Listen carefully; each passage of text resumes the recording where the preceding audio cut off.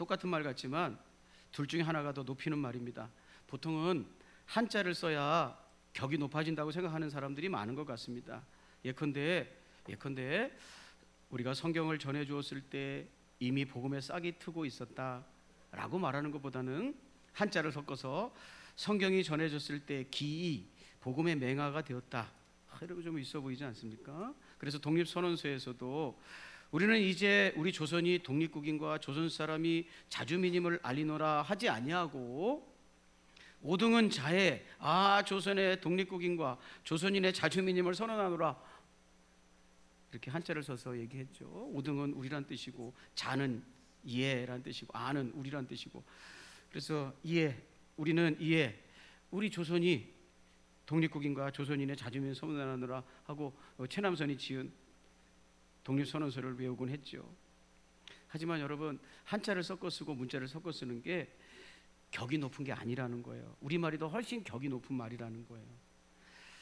여러분, 예를 들면요, 남편이 속을 썩이면 그때부터 남편들은 인간이 됩니다. 인간. 그래서 남편들을 낮추어서 부를 때 우리 집 그 인간은 이렇게 얘기하잖아요. 예를 들면 그 남편이 이제 늦게 들어오면 이 인간이 또 늦게 들어오네, 또 늦게 들어와, 이러잖아요. 근데 여러분, 만약에 이것을 사람으로 바꾸면 이게 전혀 남편이 낮춰지지가 않습니다. 인간이라고 그러면 이제 낮춰서 이 인간이 또 늦게 들어오네 이렇게 하면 되는데, 만약에 사람으로 바꿔서 해볼게요. 이 사람이 오늘 또 늦네, 또 늦어. 맛이 안 나죠? 이 사람이 또 늦네, 또 늦어. 네, 그래서 이때는 더 낮추어서 이 인간이 또 늦네, 또 늦네 이래야 된다는 거죠. 그러므로 한자보다는 우리말이 더 격이 높은 말이기 때문에 우리 성도님들에게는 이왕이면 좋은 말, 우리 성도님들에게 이왕이면 높여드리는 말, 고운 말을 써야 되니까 제가 이제 나오는 를 인간이라고 말하지 않고 사람이라고 표현해 볼게요. 이 사람들아. 자, 마귀가 예수님께 도전해온 시험을 통해서 우리는 세 가지를 알게 됩니다. 세 가지. 그래서 사람이란 표현을 쓸 거예요. 첫째는 모든 사람은 시험을 피할 수가 없구나 라는 것을 말해줍니다. 여러분, 이렇게 신방하다 보면 우리가 오늘 찬양 예배 때 그 찬양, 이제 제가 너무 힘들었을 때 힘을 받은 찬양이기도 한데요. 왜 나만 겪는 고난이냐고 불평하지 마세요. 꼭 나만 겪는 어려움 같거든요. 세상 사람들은 다 웃고 떠들고 잘 사는 것 같고 오직 나만 힘들고 허리가 부러질 것 같고 힘들 것 같거든요. 그런데 신방에서 기도 제목을 나누어 보면 다 눈물의 기도 제목들이 있어요. 겉은 웃고 있지만 울고 있는 기도 제목들이 있는 거예요. 예수님도 이 땅에 오셔서 사람으로 살아가시다 보니 시험이 있었다는 거예요. 유혹이 있었다는 거예요. 사랑하는 여러분, 문제가 없는 곳은 딱 한 곳밖에 없다고 그러잖아요. 공동묘지. 근데 요즘 얼마 전에 꽤 오래됐죠. 공동묘지에도 큰 비가 내려가지고 공동묘지들이 유실돼가지고 조상님들의 뼈와 다른 조상님들의 뼈가 섞여가지고 아주 큰 어려움이 처한 적이 있었습니다. 공동묘지도 문제가 없지는 않은 것 같아요. 거기도 자리 보고 잘 누워 있어야지 아니면 큰일 날 것 같아요. 여러분, 세상에 문제 없는 것이 없고 시험이 없는 것이 없더라는 거예요. 그것이 오늘 성경에서 우리에게 말해주는 거예요. 두 번째, 마귀는 다양한 방법으로 사람에게 시험을 하는구나 라는 걸 알 수 있어요. 예수님이 당한 세 가지 시험이 오늘 성경에 소개되어 있는데 비단 이 세 가지뿐만 아니라 여러 가지 시험이 있는데 특별히 특징적인 세 가지 시험을 예수님께 했다는 거예요. 첫째는 어떤 시험을 했냐면 마태복음 4장 3절 같이 읽어볼까요? 이게 무슨 시험일까요? 자, 시작.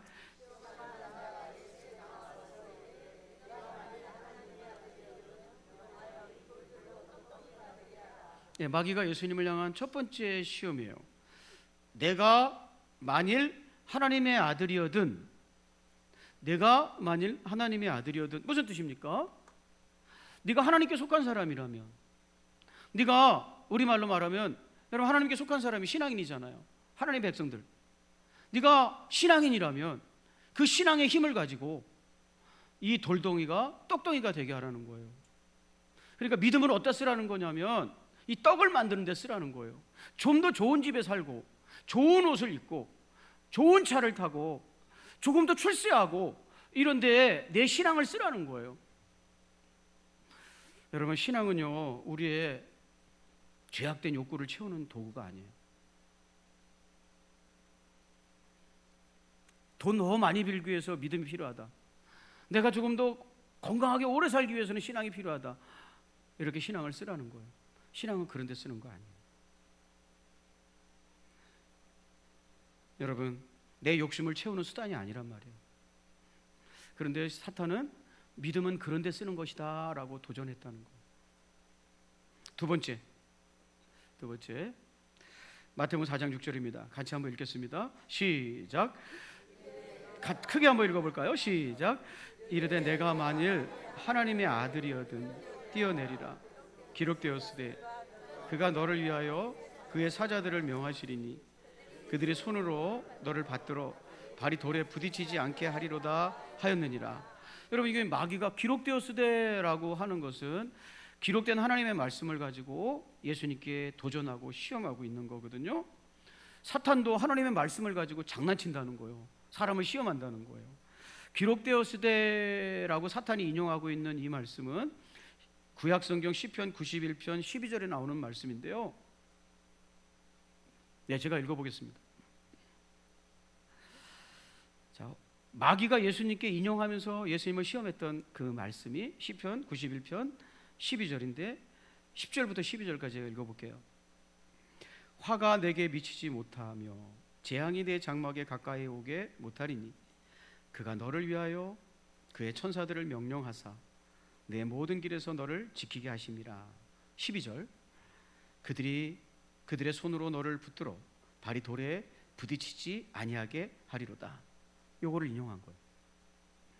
여러분, 시편 91편은요 하나님 백성들이 살아갈 때, 인생을 살아갈 때 시험이 있고 어려운 일을 만날 때 걱정하지 말라는 거예요. 하나님이 그때 지키신다는 거예요. 보호하신다는 거예요. 그 인생의 돌멩이에 떨어져서 깨지지 않도록 하나님께서 보호하시고 인도하신다는 약속이에요. 그 맥락이 그래요. 그런데 지금은 아무 맥락도 없이 성전 꼭대기에서 뛰어내리라는 거예요. 왜 뛰어내려야 돼? 왜?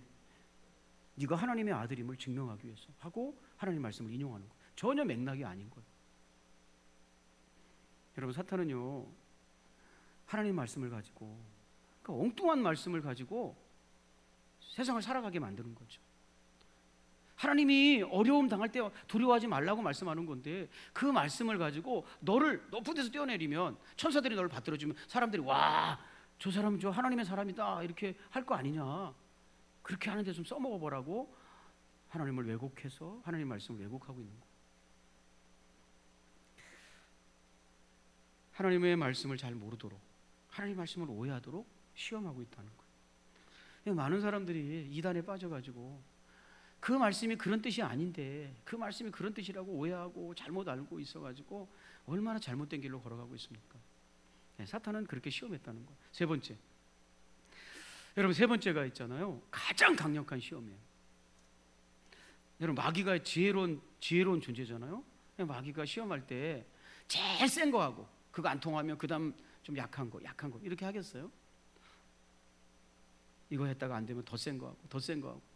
그래서 세 번째 시험이 제일 센 거예요. 여러분, 세 번째 시험이 뭐예요? 같이 읽어볼까요? 제일 센 시험이 뭐냐면 마태복음 4장 8절부터 9절 함께 읽겠습니다. 시작.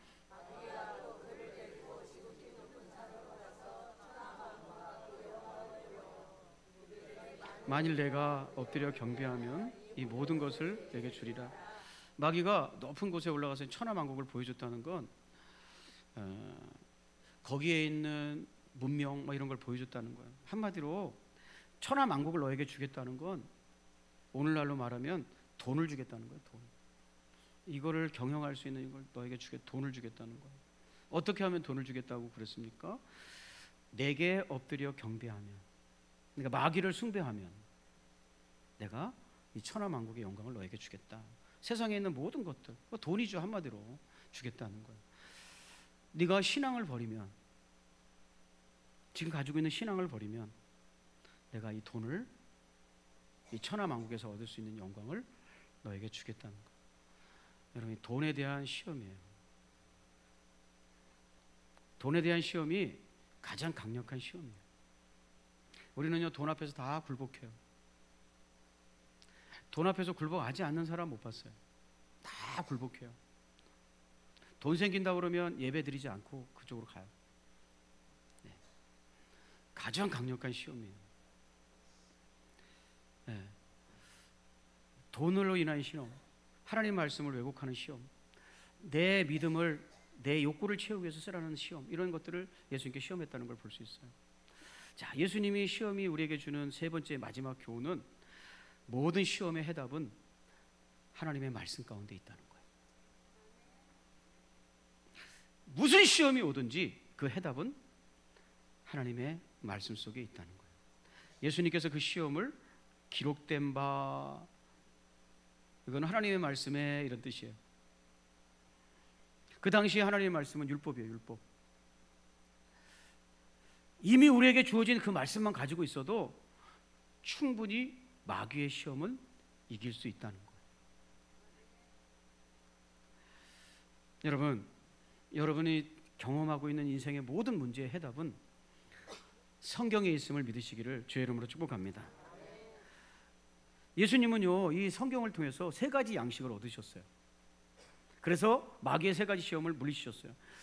예수님이 기록된 바 말씀을 인용하셔가지고 마귀를 대적하시는데, 예수님이 성경을 통해서 알고 계신 것 세 가지, 물론 사람의 몸을 입으셨기 때문에 그렇게 행동하신 거예요, 예수님이. 근데 예수님을 통해서 보는 하나님 말씀을 통해서 예수님이 깨달은 세 가지. 첫째, 사람이 어떤 존재인가를 아셨어요, 말씀을 통해서. 자, 마태복음 4장 4절 같이 한번 읽어볼까요? 시작.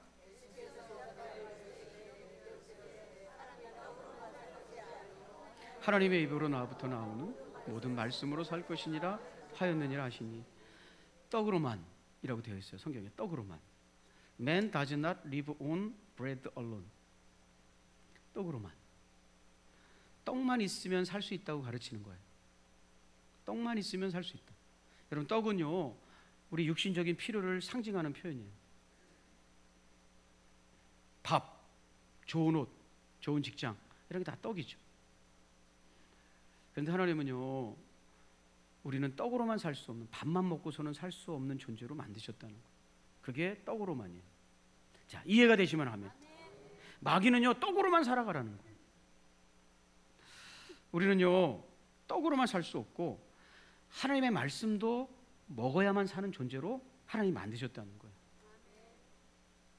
이 하나님의 말씀은 하나님이 만드신 우리의 영성을 채우는 요소예요. 그런데 이것을 부인하게 만드는 것이 마귀란 말이에요. 요즘 성도 여러분, 요새 워라밸이라는 말이 여러분도 익숙하게 듣고 계시잖아요. Work Life Balance. 여러분, 우리나라 사람들은요, 이제는 일보다는, 일도 중요하지만 우리의 일상생활도, 삶도 중요하다. 그래서 도표 좀 보실까요? 대다수의 사람들이 이제는 일보다는, 월급이 많은 것보다는 삶과 일의 균형을 갖고 살고 싶다라고 절대 다수가 얘기하고 있어요. 그런데 이게 있잖아요, 이게 최근에 나오는 말들이잖아요. 최근에. 옛날에는요, 이렇게 안 살았거든요. 근데 사람들이 이제 깨닫고 이렇게 말하는 건데, 하나님은 원래 이렇게 살으라고 미리 말씀하셨어요. 그러니까 말씀대로 살면 이렇게 사는 거예요. 자, 이해가 되시면 아멘. 요즘 사람들이 워라벨 이렇게 얘기하지만 하나님은 그렇게 살아야 된다고 미리 가르치셨어요. 자, 읽어볼게요. 신명기 5장 14절부터 15절에 보면 이게 바로 워라벨이에요. 그러나 이렛날은 주 너희 하나님의 안식일이니 너희는 어떤 일을 해서도 안 된다. 너나 너의 아들이나 딸이나 너희의 남종이나 여종뿐만 아니라 너희의 소나 낙이나 그 밖의 모든 집짐승이나 너희 집안에 머무는 식객이라도 일을 해서는 안 된다. 너희의 남종이나 여종도 너와 똑같이 쉬게 하여야 한다. 너희는 기억하여라. 너희가 이집트 땅에서 종살이하고 있을 때에 주 너희의 하나님이 강한 손과 편팔로 너희를 거기에서 이끌어내었으므로, 이제 하나님 거라는 거예요. 너희는 주 너희 하나님이 너희에게 안식일을 지키라고 명한다. 명령이다. 꼭 지켜야 된다. 그랬어요. 여러분, 제가 군대 생활에서 어려웠던 점 중에 여러 가지가 있는데 주의를 못 지키게 하는 거예요. 쫄병이 쫄다가 어디 교회를 가. 예. 그날도 일하는 거예요. 밀린 일들을 하는 거예요. 시키는 거예요. 고참들이. 군기 잡느냐. 여러분 80년대도 그랬어요. 제가 80년대 군대 생활했으니까 80년대도 그랬어요. 저희 아버지 60년대 직장 생활하셨어요. 주일, 일요일 없었어요. 공무원들이나 겨우 일요일이라는 개념이 등장해서 쉬기 시작했어요. 그냥 가서 매일 일하는 게 일상이었어요. 매일 일하는 게. 여러분 그런데 이 말씀이 기록된 3000년 전에는 어떻겠어요? 노예가 무슨 휴일이 있어요? 노예가 60년대 우리나라 일반 노동자들도 휴일이 없었는데 무슨 3000년 전에 노예가 쉼이 있겠어요? 그때 하나님이 그래서 명령하시는 거예요. 그 당시에 사람들의 속에 쉼이라는 자체가 없어요. 휴일이라는 개념 자체가 없을 때예요. 60년대까지도 없었다니까. 매일 가서 직장에 가서 일하는 거지. 명절에나 쉬는 거지. 그런데 하나님께서 3000년 전에 하나님 말씀으로 인간은 쉬게 해야 된다. 명령이다. 그래서 왜 명령하실까요? 명령하지 않으면 안 쉬니까. 여러분 주인들이 노예를 쉬게 하겠어요? 그러니까 하나님 명령하시는 거예요. 꼭 쉬어야 된다. 이게 뭐예요? 사람은 일만 하고 살 수는 없다. 쉬게 해야 된다. 이게 워라벨이잖아요. 여러분 하나님 말씀에 다 되어 있어요 이미. 자, 이해가 되시면 아멘.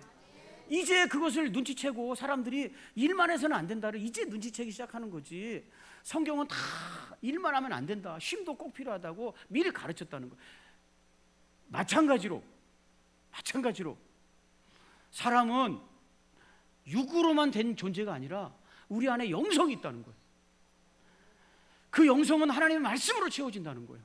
왜 떡으로만 살려고 그러냐는 거예요. 열심히 노력하고 공부하고 운동하면 잘 살 것 같지만 절대 그렇지 않다는 거예요. 여러분 지금 밥이 없어서 사람들이 스트레스 받습니까? 입을 옷이 없어서 스트레스 받습니까? 아니라는 거예요. 충분히 먹을 게 있고 입을 게 있어도 여전히 전쟁은 안 끝나고 스트레스 받고 서로 증오하고 미워하고. 그런 이유는 뭐냐? 우리가 영적인 존재라는 걸 간과하고 있기 때문에 그래요. 여러분 하나님의 말씀에 의지하고 사는 것, 그것이 영의 양식인 걸 깨달으셨으면 좋겠어요. 우리 그걸 배우는 거야. 사람은 육도 있고 영도 있는 존재구나를 하나님의 말씀을 통해서 깨달을 수 있어요. 두 번째, 하나님의 말씀에는 권세가 있다는 것을 알게 되었어요. 여러분 말에는 네 가지 힘이 있다고 여러 번 들으셨죠? 우리가 쓰는 일상의 말은 네 가지 힘이 있습니다. 창조력입니다. 두 번째 각인력입니다. 대뇌학자들의 연구에 의하면 우리의 뇌세포 98%는 우리가 자기가 하고 있는 말에 영향을 받는다는 거. 각인력이죠. 새겨진다는 거예요. 세 번째는 견인력이에요. 견인력. 그 말이 내 인생을 끌고 다니는 거예요. 제가 여러분 한번 말했다가 손해였잖아요. 밥 사줄게 그랬더니 왜 밥 안 사? 이렇게 얘기해요. 끌려다니는 거예요. 알았어 사줄게. 견인력. 그 말이 내 인생을 끄는 거예요. 네 번째 성취력이에요. 여러분 무하마드 알리가 뭐라고 그런 줄 아세요? 내 승리의 반은 주목이고 반은 말이었다. 말로 압도했다는 거예요. 상대방은. 여러분 이런 그림 보신 적 많이 있으시죠? 이런 사진. 자, 실험해 본 거죠. 자, 사진 좀 보여주세요. 예. 맨 왼쪽에 무관심, 가만 놔둔 거예요. 양파 심고 가운데 미워, 싫어, 얄미워, 나쁜 말 쓴 거예요. 오른쪽 감사합니다, 사랑해요. 네, 다르잖아요. 성장이 다르잖아요. 그 다음 거 이건 어린이가 실험해 본 거예요. 이렇게 된다는 걸 보고 어린이가 시험한 거예요. 왼쪽은 나쁜 말 쓴 거예요. 오른쪽은 좋은 말 쓴 거예요. 미워, 못생겼어, 죽어라, 이런 거. 애가 끝 이렇게 써놨네요. 그랬더니 밥이 시커멓게 부패했어요. 그런데 좋은 말을 쓴 밥은 발효되기 시작했어요. 여러분의 말에 파장이 있고 그 파장이 영향을 준다는 거예요. 현대 과학에. 그런데 사람의 말에도 이렇게 힘이 있는데 하나님의 말씀은. 여러분 오늘 하나님 말씀 같이 읽어볼까요? 창세기 4장 10절. 아니 마태복음 4장 10절. 시작.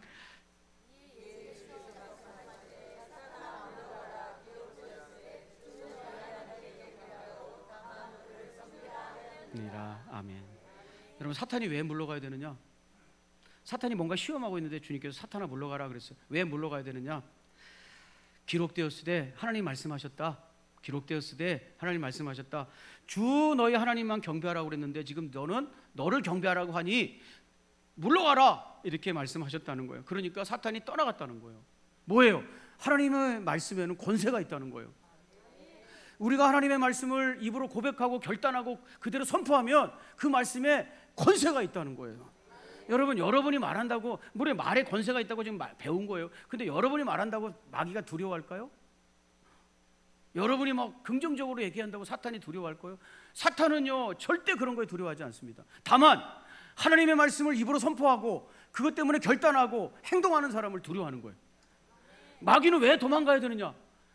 하나님만 경배하라고 했는데 네가 엉뚱한 거 경배하라고 하니까 난 거부한다 해서 떠나갔다는 거예요. 여러분, 하나님 말씀 붙들고 살았으면 벌써 해결됐을 문제들을 아직도 끌어안고 사는 사람들이 많다는 거예요.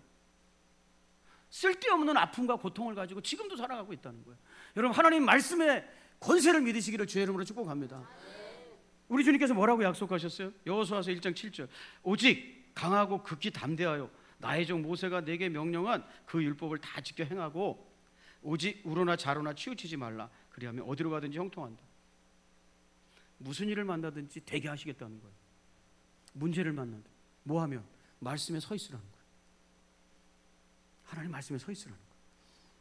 여러분, 우리는 이 시험을 통해서 하나님의 말씀의 권세를 배우는 거예요.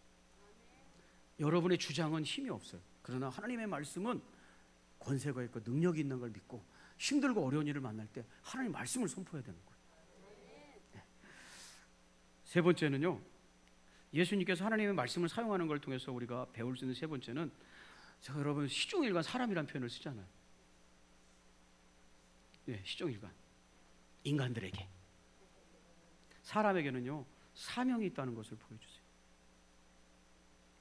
자, 마태복음 4장 10절 마지막 B 후반절 같이 읽겠습니다. 시작.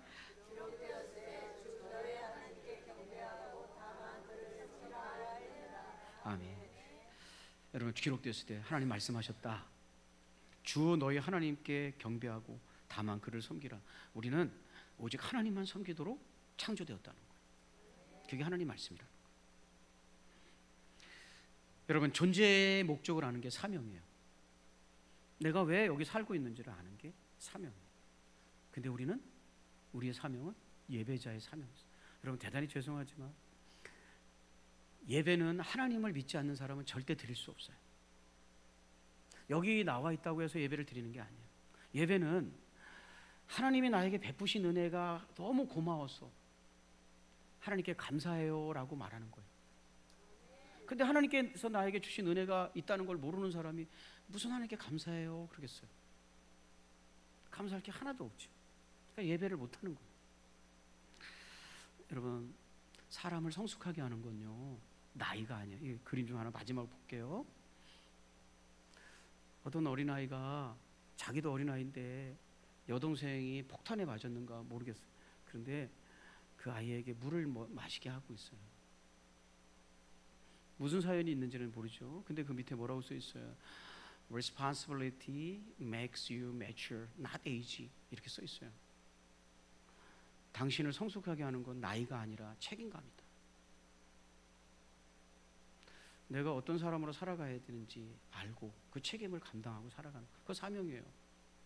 그게 사람을 성숙하게 한다는 거예요. 70 먹고 80 먹고 이런 건 아무것도 아니에요. 그냥 나이 먹은 사람이에요. 늙은 사람일 뿐이에요. 그러나 사명을 알고 사명대로 사는 사람은 성숙한 사람이라고 해요. 하나님 말씀을 통해서 우리는 어떻게 살아야 되는지를 배우는 거예요.